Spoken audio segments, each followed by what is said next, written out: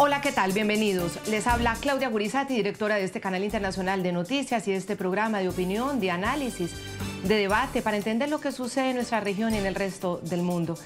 La noche enciende las luces para que usted vea el punto clave de la noticia, y la noticia es la abierta provocación del régimen de Nicolás Maduro a Estados Unidos.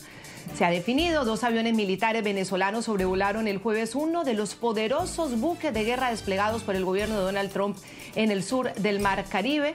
El Departamento de Justicia de Estados Unidos calificó esta maniobra de la dictadura de Maduro altamente provocadora y le advierte al tirano venezolano que no tiene ningún otro esfuerzo para obstruir o interferir las operaciones contra el narcotráfico y el terrorismo. Que no lo intente, le dicen.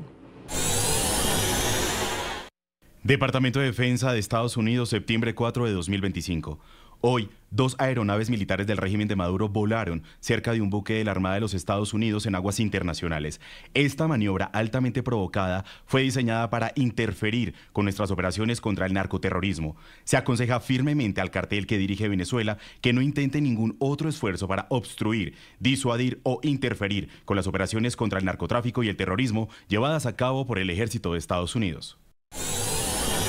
El punto clave de esta noticia es que el régimen de Maduro usó para la provocación denunciada por Estados Unidos 2 aviones caza F-16.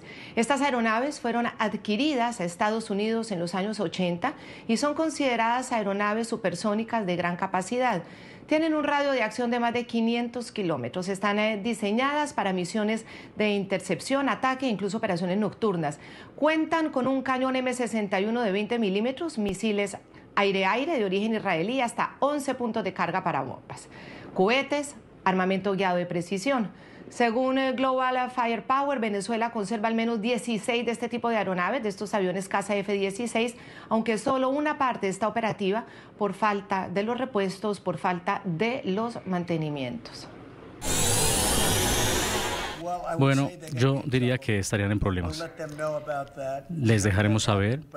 Escuchamos que eso pasó, pero no ha terminado, no como ellos lo escribieron, pero diría, general, que si lo hacen, tienen la opción de hacer lo que ustedes quieran. Si vuelan en una posición peligrosa, usted o sus capitanes pueden tomar la decisión que quieran tomar. ¿Bien?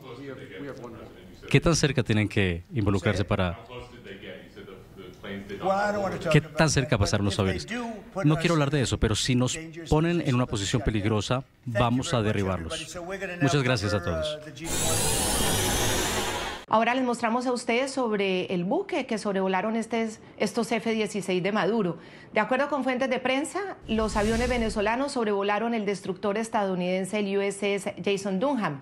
Este buque conforma junto al USS Gravely y el USS Samson el grupo de 3 destructores Aegis de misil guiado que envió Estados Unidos al sur del Mar Caribe, sumados a un escuadrón anfibio.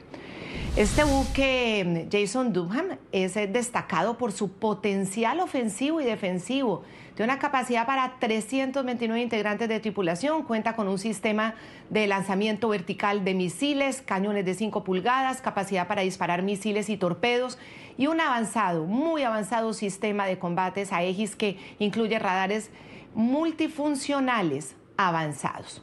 Ustedes han escuchado a los expertos en los últimos días, en las últimas semanas, explicar esa contundencia del despliegue, lo que implica ese despliegue de los buques en el Mar Caribe con todo su potencial. Hoy vamos a tratar de entender qué fue lo que intentó el régimen, por qué mandar esos caza F-16, enviarlos ahí a el lugar donde se encontraba uno de los más poderosos buques desplegados por la Armada de los Estados Unidos.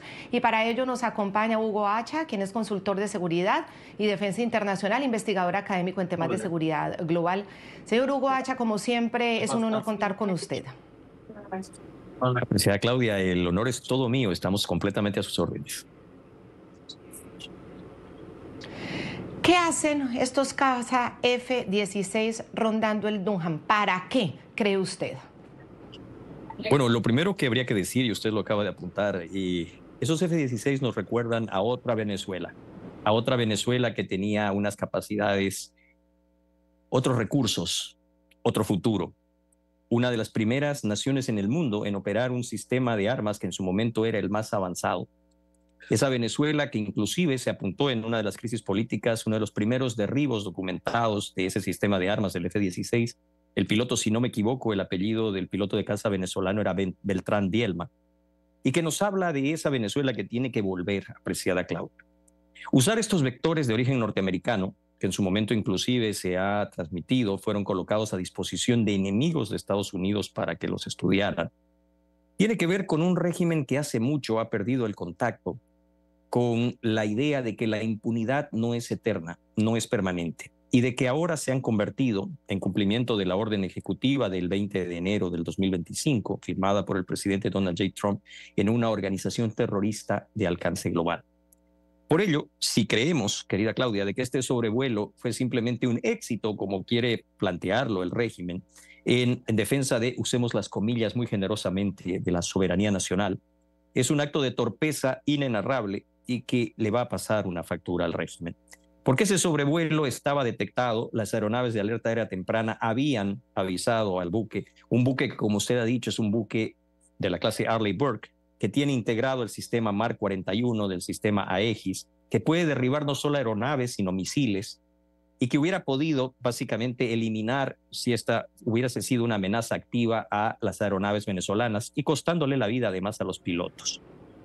En suma, yo creo de que esto, sumado al despliegue ya anunciado por el Departamento de Defensa, prestes a cambiar su nombre por Departamento de Guerra, como lo fuera otrora en los Estados Unidos, de 10 aeronaves de combate F-35, que tienen una capacidad también inconmensurable si comparada con cualquier sistema de armas a disposición del régimen, dan una idea de que este acto ya le está pasando una factura y creo yo le va a pasar todavía otras más, mucho más pesadas a el Cartel de los Soles, que es básicamente lo mismo que el régimen en Caracas.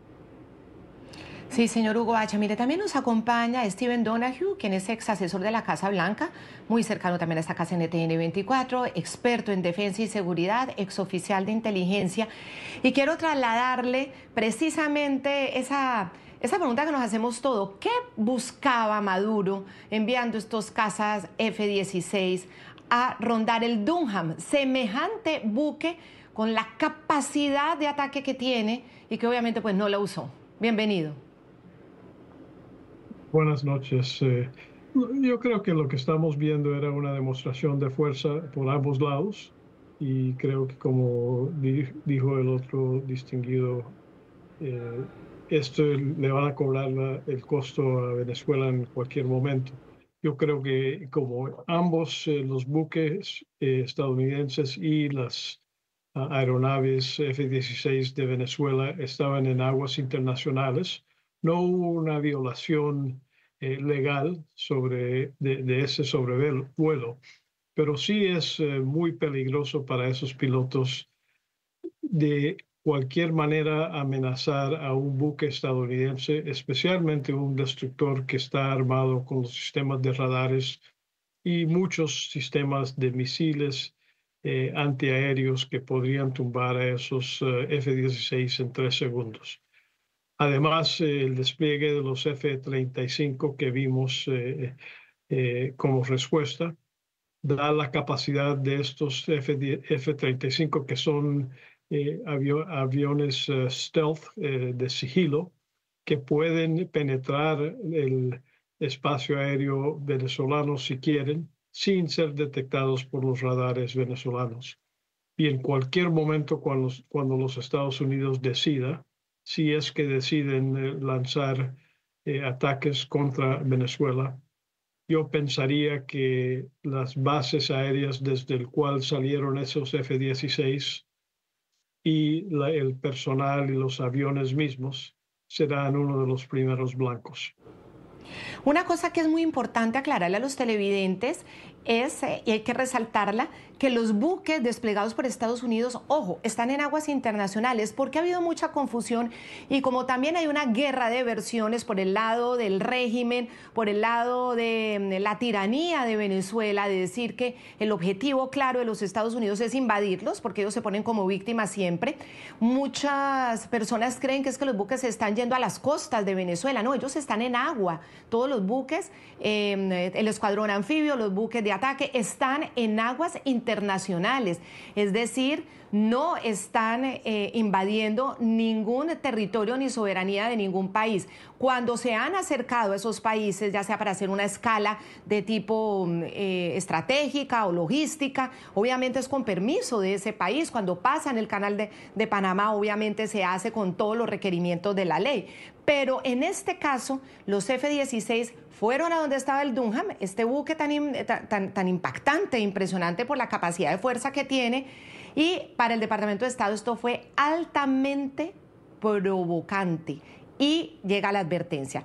¿Qué pasa, señor Hugo Bacha, si Estados Unidos hubiera respondido? Si el Dunham responde, ¿qué le pasa a esos cazas? ¿Y por qué cree que no tomó la decisión de responderles? Bueno, primero que nada, porque hay que entender la orden de despliegue que la autoridad civil, algo que también le es totalmente ajeno al concepto del régimen, a los vectores que ha desplegado ahora bajo la autoridad del Comando Sur el conjunto de las Fuerzas Armadas de los Estados Unidos. No hay en este momento una orden operativa que autorice ninguna de las conductas que la propaganda y la narrativa que intenta poner el régimen a consideración de la opinión pública hagan una realidad. Yo creo que lo que se dio es un acto de extremo profesionalismo. Le vuelvo a reiterar, cualquier persona que crea que los aviones de alerta temprana, los sistemas de las Fuerzas Armadas de los Estados Unidos no habían alertado a este destructor de la clase Arleigh Burke, están tremendamente equivocados.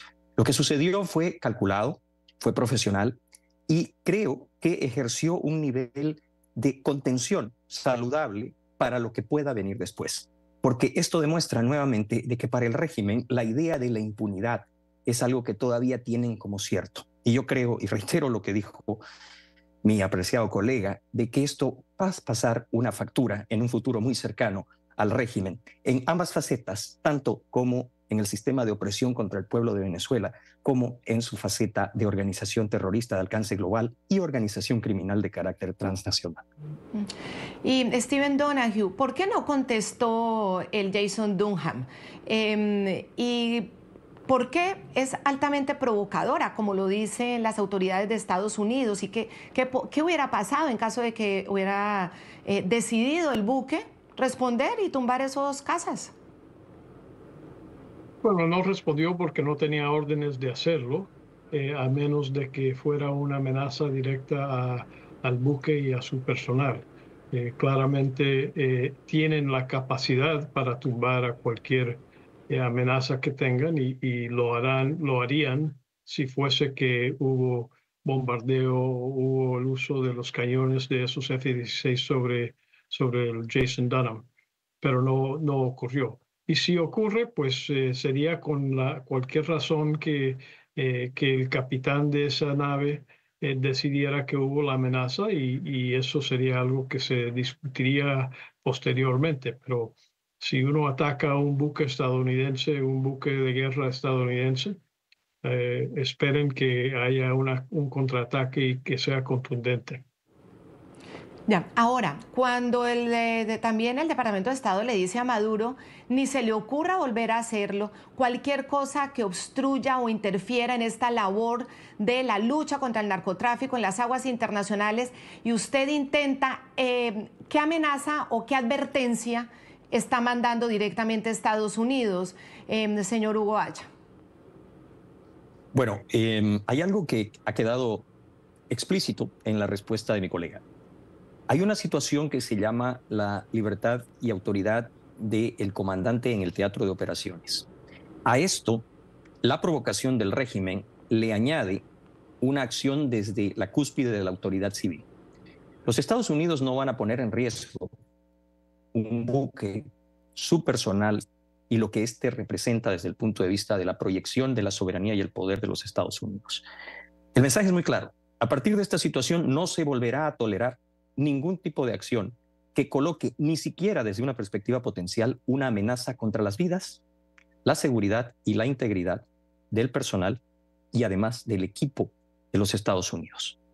En este caso, de nada vale la narrativa, de nada vale la propaganda.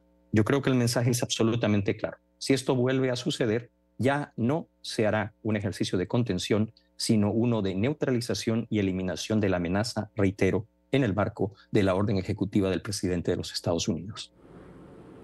Es decir, Stephen Donoghue, si a Maduro se le ocurre volver a hacer una provocación de este tipo, sus aeronaves no vuelven a su base. Bueno, no sé, depende de lo que los Estados Unidos decida hacer. Los Estados Unidos actuará con acción letal cuando quiera hacerlo y no por una provocación que no sea una amenaza al buque directo. El capitán de la nave tiene la responsabilidad y la potestad de defenderse si es atacado, no si es sobrevolado. Si los Estados Unidos cambia esa orden, el capitán tendrá otras capacidades y otras intenciones, pero eso depende de los Estados Unidos si es que hay otra amenaza contra un buque estadounidense. Y esto confirmaría aún más que el régimen de Venezuela está involucrado con el narcotráfico, es decir, está todo este despliegue en el Caribe, acaba de pasar el hundimiento de la narcolancha de 4 motores y se van estos F-16 a provocar ahí en el Dunham. Esto demuestra entonces que el régimen está interesado en de alguna manera obstruir o incomodar ese operativo antidrogas desplegado por la Armada de los Estados Unidos. ¿Uno lo podría leer así, señor Hugo Hacha? Bueno, apreciada Claudia, su interrogante tiene 2 elementos. El primero de ellos, no existe la más mínima duda de la naturaleza del Cartel de los Soles, que es básicamente el mismo régimen de Caracas, como organización narcotraficante y parte del crimen transnacional organizado. Para ello, usted no se tiene que apoyar en mi palabra. Lo ha dicho la señora Pam Bondi, Procurador General de Justicia de los Estados Unidos, y el secretario de Estado norteamericano, tanto en México como en Ecuador. Lo segundo, está claro de que el narcotráfico es un fenómeno de naturaleza corporativa y de acción continua. Vale decir que los compromisos que ha adquirido la organización criminal no se detienen porque haya una acción de interdicción o de intercepción por parte de los Estados Unidos. Habrá que ver qué compromisos y cuánta presión tiene el régimen, no solamente desde el punto de vista político, de la triangulación de recursos o de blanqueo de capitales, sino de entrega del producto que otras organizaciones vinculadas, otros organismos y servicios de inteligencia o de naturaleza estatal o paraestatal de enemigos de los Estados Unidos están demandando hoy al régimen. Así que este es un juego de muchas piezas de una complejidad muy grande. Pero lo que no cabe duda es que la verdadera naturaleza del régimen de Caracas, de esta organización que se llama el Cartel de los Soles, no es una cuestión de opinión política, es, como lo dijo el presidente, como lo dijo la señora Bondi, como lo ha dicho el secretario de Estado Rubio, algo que está definido ya en cortes de justicia, en tribunales federales de los Estados Unidos. Y ese es el otro punto clave de la noticia el día de hoy, porque horas antes de este sobrevuelo de los F-16 sobre el buque de guerra, el Jameson Dunham, el secretario de Estado de Estados Unidos, Marco Rubio, había enviado otro mensaje bastante fuerte a Maduro. Dijo que no existe duda de que él en persona, Nicolás Maduro, sea un traficante de drogas y lo calificó como fugitivo de la justicia de Estados Unidos. Salió después, hace 2 años, un nuevo encauzamiento que detalla el papel que tomó Nicolás Maduro, especialmente empezando en los años de Chávez, con la droga. Así que nosotros no estamos, a mí me preguntan ustedes de las Naciones Unidas, están en desacuerdo, a mí no me importa lo que dicen las Naciones Unidas, no me importa.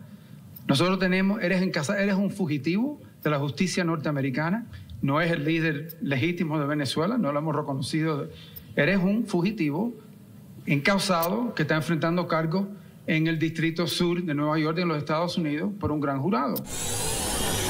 Rubio desestimó un informe sobre drogas presentado por la ONU, que lo menciona permanentemente Diosdado Cabello, donde señala que en Venezuela no hay cultivos de coca y no hay producción de coca. Diosdado Cabello todo el tiempo habla de ese informe, diciendo en Venezuela ni hay cultivos, ni se produce la droga, ni hay envío de drogas, ni hay tránsito de drogas, según ese informe de la ONU. Nosotros este año, sin finalizar el mes de agosto, ya llevamos 52.769 kilos de droga, es decir, 52.7 toneladas de droga, casi la mitad de lo que en teoría debería salir por aquí, según los números de la ONU. No los inventamos nosotros. No los inventamos nosotros. Ahora, ustedes ese informe lo reproducen, lo llevan a foros en el mundo. No. Ese informe de la ONU lo hemos buscado. Yo particularmente no lo he podido encontrar, el equipo lo ha buscado, vamos a seguirlo buscando. Seguramente habrá de tantos informes de la ONU alguno específico al respecto, no lo sabemos, pero quiero trasladarles esa inquietud a ustedes. Hay un informe de la ONU diciendo que Venezuela no tiene nada que ver con las drogas, como lo presenta Diosdado Cabello, Steven. Bueno, no sé, no estoy enterado de ese informe.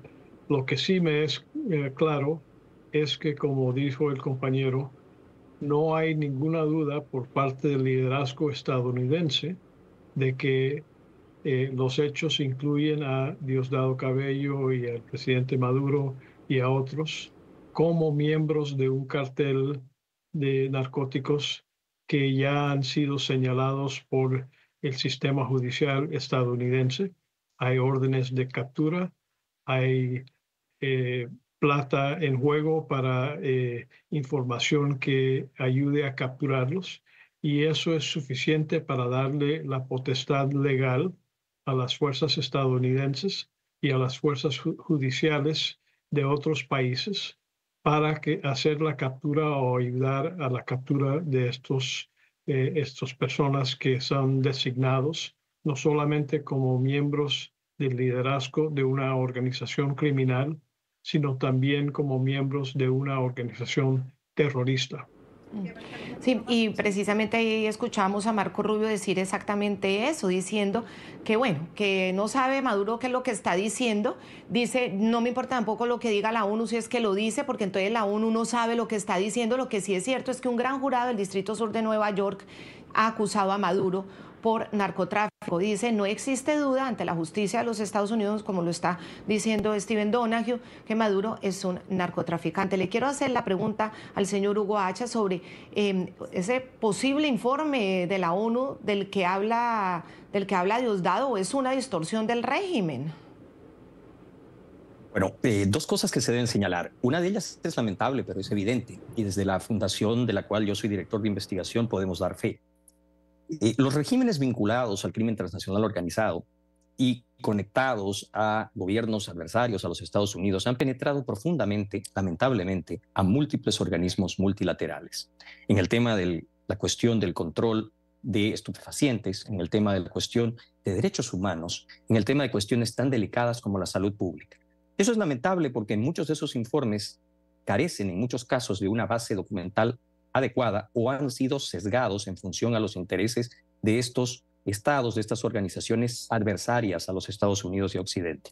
El segundo aspecto, lo que tengo entendido, y en esto por favor tómelo con beneficio de inventario, lo que refiere el señor Diosdado Cabello es la respuesta que aparentemente, reitero la palabra aparentemente porque tampoco lo he encontrado, es la respuesta que el régimen le dio a una serie de cuestionamientos planteados por la entidad correspondiente dentro de la Organización de Control de Estupefacientes del Sistema de las Naciones Unidas.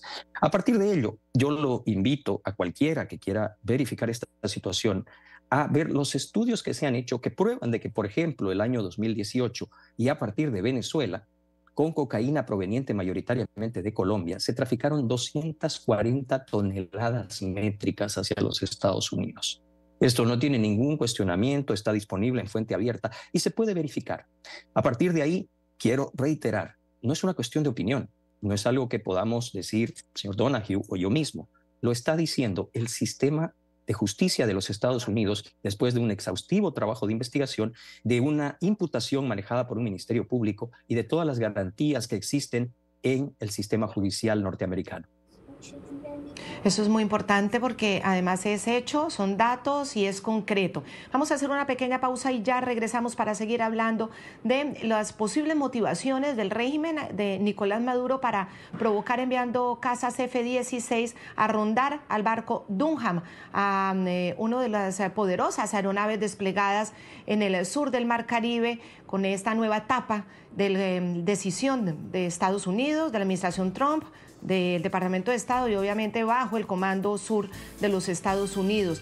¿Qué buscan realmente? ¿Qué quieren? ¿Hacer un pulso de fuerza, un show mediático o están buscando realmente lo que ellos quieren denunciar? Y es que Estados Unidos los quiere invadir o quiere violar su soberanía para presentarlo de esa manera. Obviamente con el régimen hay que pensarlo y hay que tratar de entender en esas cabezas de estos tiranos qué es lo que pretenden y buscan. Ya regresamos. Continuamos en el programa La Noche. El desafío militar del régimen madurista a los buques desplegados en el Mar Caribe por Estados Unidos ocurre 48 horas después de que en un letal y contundente ataque con misil fuera destruida una narcolancha en el Caribe. La administración Trump informó oficialmente que esa embarcación provenía de Venezuela, que tenía grandes cantidades de droga y que con la explosión fueron abatidos 11 terroristas de la organización criminal del Tren de Aragua. Eso fue exactamente lo que informó Estados Unidos. El operativo fue minimizado por la dictadura, obviamente.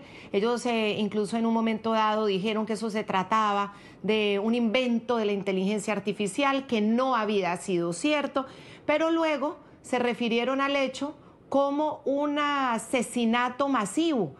Así lo decía Diosdado Cabello. Ellos asesinaron a un grupo de personas y yo veo 5, pero ellos dicen que son 11. Vamos a creerle, pues. Que son 11. Pero eso, lo que están es declarando ellos, su asesinato, es una torpeza. Usted no puede, ¿cómo se llama?, emitir en su defensa su propia torpeza. Y a esta tesis se juntó también el gobierno de Colombia. Gustavo Petro fue de los primeros en salir a decir que el hundimiento de la narcolancha y el abatimiento de estas 11 personas se trataba a todas luces de un asesinato. Si esto es verdad, es un asesinato en cualquier parte del mundo. Llevamos décadas capturando civiles que transportan drogas sin matarlos. Los que transportan drogas no son los grandes narcos, sino los jóvenes muy pobres del Caribe y el Pacífico. Bombardear la lancha es romper el principio universal de proporcionalidad de la fuerza y generar un asesinato. Aquí entonces en las narrativas, señores Stephen Donoghue y señor Hugo Hacha, en estas narrativas obviamente también entra a jugar quién gana en ese rol, ¿no? ¿Quién quiere plantear realmente cuál es la intención? ¿Usted qué opina, señor Hugo Hacha, de que desde el régimen y desde gobiernos como el de Petro ahora atacar una narcolancha la consideren asesinar? Apreciada Claudia, el moldeo de la narrativa, el manejo de la agitación, inclusive de la propaganda, es algo en lo que estos regímenes se han revelado como altamente capaces.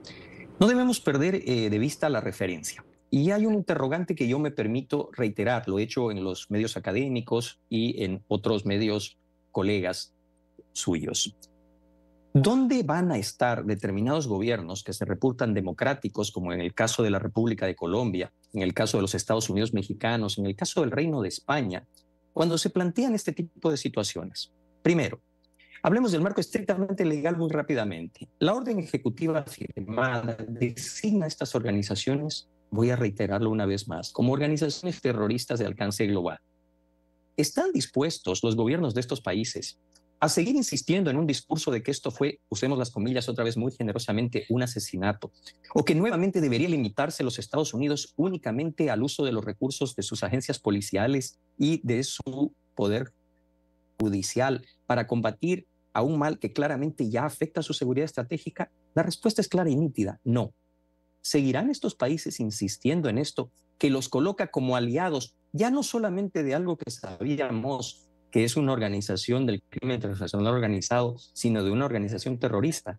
Creo que ese es el interrogante relevante el día de hoy, frente a las declaraciones del presidente de Colombia, frente a las declaraciones de la presidenta de México, frente a las declaraciones de altas autoridades del Reino de España. Y es un interrogante que es válido no solamente para los Estados Unidos, sino para Occidente en su conjunto.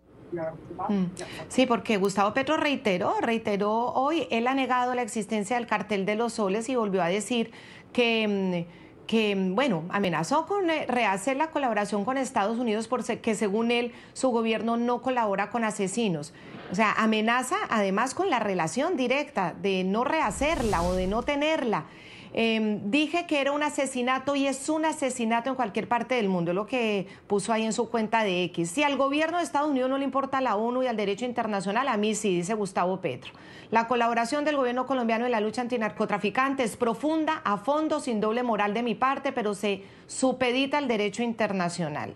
Es lo que está diciendo Gustavo Petro.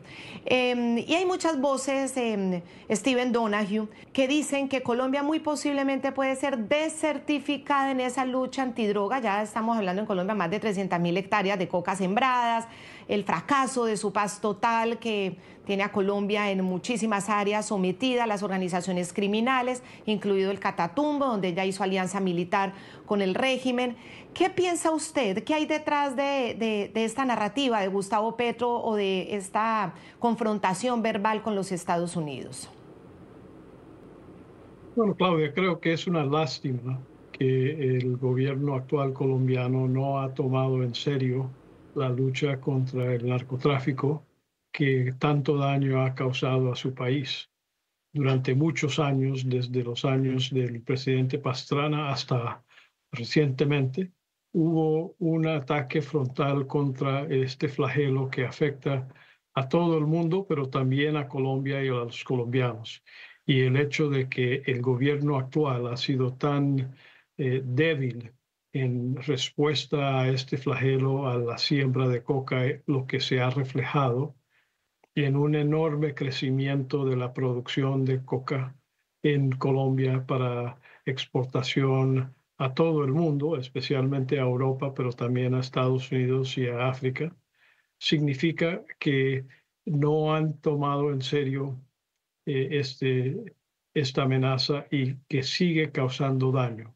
Los Estados Unidos, como parte de su política exterior durante ya décadas, ha ayudado enormemente a los países que trabajan conjuntamente con nuestras fuerzas, con nuestros sistemas y nuestras organizaciones de inteligencia y judiciales para poder enfrentar a este flagelo que nos afecta a nosotros y a los otros países y especialmente a nuestros jóvenes. Pero cuando ya es claro que un gobierno no está cooperando, no está haciendo lo que pueden hacer para tratar de contrarrestar esta siembra de coca, este transporte, la producción, los laboratorios. Entonces los Estados Unidos piensan, ¿por qué vamos a seguir dándoles apoyo a esos países y si no, tal vez dárselo a los países vecinos que sí están tomando en serio este flagelo? Haciendo o intentando entender el argumento del uso proporcional de la fuerza, si genuinamente alguien lo cree, porque puede ser, en el pasado hemos visto cómo muchas veces a estas lanchas cuando llega la interceptación, rodean con helicópteros a esa lancha, le envían mensajes, los obligan a pararlas, los capturan, se convierten en testigos, incautan la droga. Entonces muchos se preguntan, esta vez, ¿qué hizo o qué provocó que fuera inmediatamente atacada la narcolancha? Y es una pregunta interesante para entender, señor Hugo Hacha. La ley de los Estados Unidos, cuando determina que alguien es terrorista, podría estar autorizado para aniquilar o derribar sus aparatos de guerra. Pero ¿por qué en este caso hundieron la narcolancha? ¿Qué se sabe? ¿Qué pasaba en esa circunstancia de hace 48 horas? Apreciada Claudia, ninguno de nosotros tiene la información plena de lo que sucedió en el marco inmediato operativo, pero déjeme regresar a algo que es necesario entender. Conceptualmente, en mi opinión, y me hago totalmente responsable por ella, dejando de lado a la organización a la cual me debo como director de investigación, como académico, la orden ejecutiva del 20 de enero del 2025, firmada por el presidente de los Estados Unidos, ha cambiado radicalmente la posición jurídica, política, en el sentido de política de Estado y doctrinal de los Estados Unidos. Hasta antes de ese momento, como lo hemos discutido aquí, los Estados Unidos y su gobierno se limitaba a la acumulación de evidencia a través de las agencias policiales, el procesamiento de la misma a través de su Ministerio Público o Fiscalías y al sometimiento de esa evidencia a las garantías de sus cortes federales, para buscar el procesamiento y la condena de quienes cometían las conductas ilegales. A partir de esta orden ejecutiva, todos los medios al alcance del presidente de los Estados Unidos, todos los medios del gobierno norteamericano, incluyendo sus medios militares, sus agencias de inteligencia, ya no se aplican únicamente para este espectro limitado, sino que están destinados, al considerarse organizaciones terroristas de alcance global, a su contención, neutralización y, de ser necesario, su eliminación, porque se las considera amenazas a la seguridad estratégica del país. Y eso hace toda la diferencia en el alcance, la limitación y el potencial utilizado en este caso. Como respuesta a la provocación o coincidencia con la provocación, los Estados Unidos en el mismo día, hoy, ha decidido, porque así lo han anunciado, desplegar 10 F-35 en Puerto Rico para luchar también contra los carteles de la droga. Steven, ¿se trata en este caso, señor Donoghue, de una respuesta a la provocación? Es decir, usted pone los F-16, yo le mando los Caza-35. ¿Cómo pueden interpretar también esta reacción desde los Estados Unidos? Claramente es una respuesta a Venezuela, el envío de los F-16 sobre ese buque. Los F-35 son los más avanzados cazabombarderos que tenemos. Ellos tienen la capacidad de actuar en sigilo, es decir, no pueden ser vistos por los radares, los sistemas de radares antiaéreos de otros países. Y además, no sé el modelo de estos F-35, pero el F-35 modelo 2 puede aterrizar sobre el Iwo Jima, el portaaviones pequeño que está liderando este grupo de tarea naval que está en el Caribe. Así que es posible que ellos puedan avanzar y estar a bordo del Iwo Jima y lanzarse desde el Iwo Jima. Creo que tiene capacidad para hasta 6 de los F-35 modelo 2. Y eso daría la capacidad de tener un aeropuerto en medio mar para cualquier operación que tenga que hacerse. Y como dije anteriormente, yo diría que si es que los Estados Unidos decide que ve una amenaza por parte de Venezuela contra sus naves, uno de los primeros blancos para estos F-35 serían las bases aéreas venezolanas desde donde salieron esos F-16, para quitarle esa capacidad operacional a Venezuela contra los buques estadounidenses. Señor Hugo Hacha, comparando entonces estos tipos de aeronaves, los F-16 con los caza, estos aviones que mandan los Estados Unidos al aeródromo en Puerto Rico, y también diciendo que están específicamente acompañando ese mismo despliegue en el Mar Caribe en contra de las organizaciones narcoterroristas, si comparamos, ¿cómo podría ser el grado de intimidación? Bueno, en este caso, apreciada Claudia, el término que se utiliza es disuasión, ¿no es cierto? El despliegue de estas aeronaves cumple dos propósitos. Operativamente, el darle a la fuerza de tarea, al despliegue en su conjunto, o lo que se llama superioridad aérea.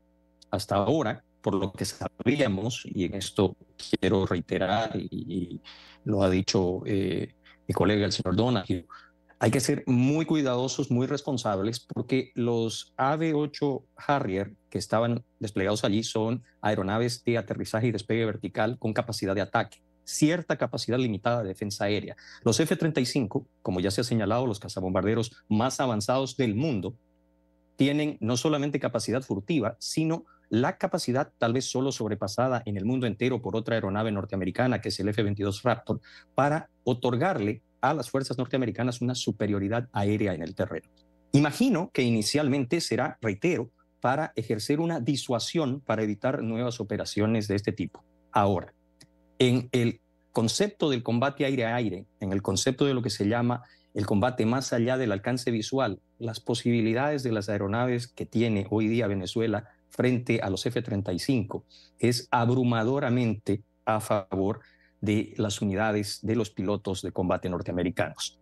Si además, como se ha señalado, se decide usar a estas aeronaves para ataques de precisión, sea eliminación quirúrgica de blancos de alto valor o para negar la capacidad de despliegue a partir de lo que sea la neutralización de aeródromos, de sistemas de defensa aérea, eso lo veremos dependiendo, reitero, como había señalado hace unos minutos atrás, de cuál sea la instrucción de la máxima autoridad civil para estos medios desplegados en el área de operaciones.